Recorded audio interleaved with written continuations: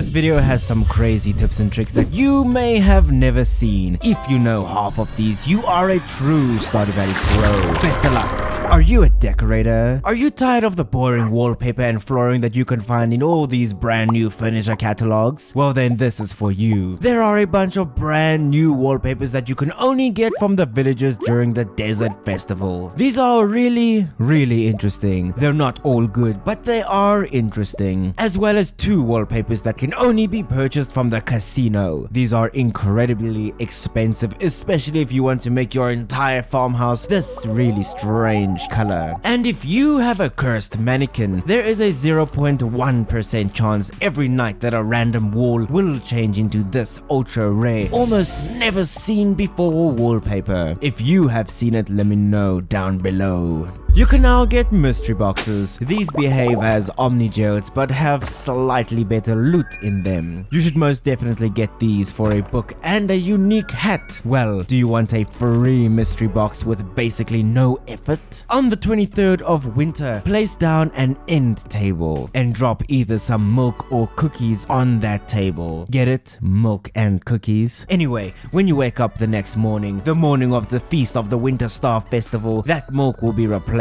with a mystery box. Unfortunately, you will only get 1 mystery gift. I did try this with loads of milk, but yeah, it didn't work.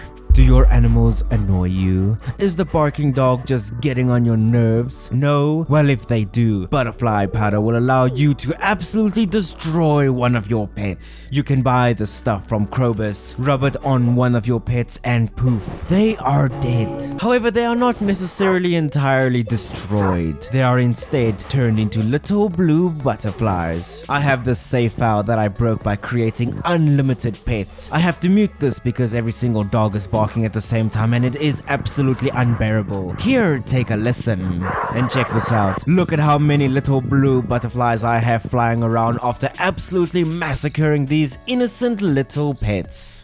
The simplest things are the most fun. The fairy trinket is indeed a light source. It's not a very good light source, but it does indeed count, I guess. The best light source in the game is combining 2 iridium bands with 2 glowstone rings to turn you into the literal sun. This is actually kind of overkill. Listen, we are so close to 100,000 subscribers. You can make the difference. I will forever be in your debt if you hit subscribe right now. Thank you for subscribing. That's really nice of you. You know that you can have cabins on your playthrough even if you are playing the game in single player. And you can use a split screen feature to upgrade these cabins to get bigger farmhouses and most importantly, more basement space. Well, this update has significantly increased these exploitative behaviors, now allowing us to make 7 cabins, since we can now play the game with up to 7 other players. This change is not insignificant. This will dramatically increase the amount of wine we can age at a time. This change is actually just absolutely unhinged.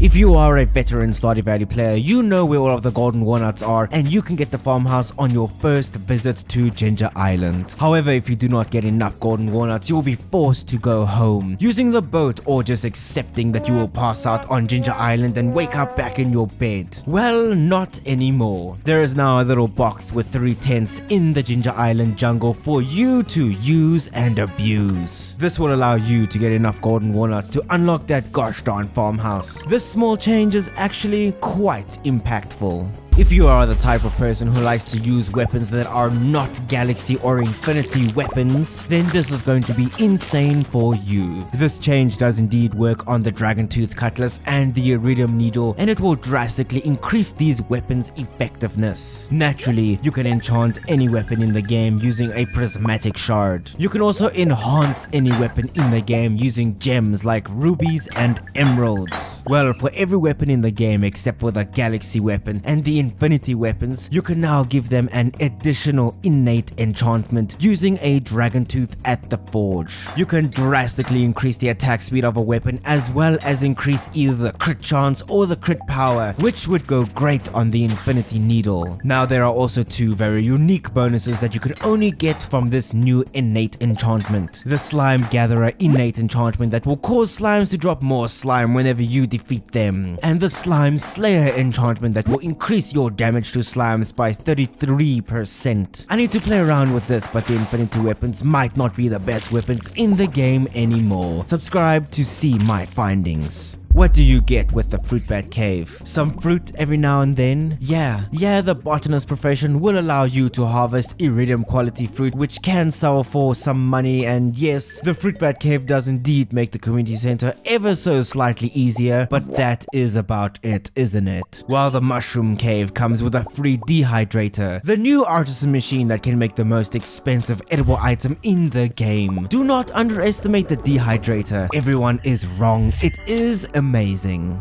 This is super random but extremely important. Go to the Adventurers Guild and buy the decorative sword for 10,000 gold. It is expensive, but this might just be one of the coolest decorations you can have in your home. The easiest way to get bombs was to buy them from the dwarf in the regular mines. Well, the price of these bombs has now increased substantially. This is a problem. However, we have a solution. Maybe it is finally time for you to start crafting explosive ammo and using those in your slingshot. It takes 1 iron bar and 2 pieces of coal to craft up 5 explosive ammo. That is quite cheap compared to buying them at the Adventurers Guild for 300 gold a piece. Now I know the slingshot is hard to use. Aiming is strange and the bombs hurt you. However, with some practice, you can and you will reach the ultimate depths of the mines with ease. Are you making huge renovations to your farm and need to move your fruit trees or tea trees? Not to worry. Chopping these down does not completely destroy them anymore. Instead, you will now be given the sapling that you can simply replant wherever you want. You also will not lose the quality of the tree, and if you have really high quality trees, they will grow back to their full size considerably faster. This is a very nice quality of life change. And this is a very small change that used to annoy the heck out of me. You can now no longer pick up a rug if there is a piece of furniture on top of it. This used to happen so often for me on PC. This is the one single best change in the entire 1.6 update.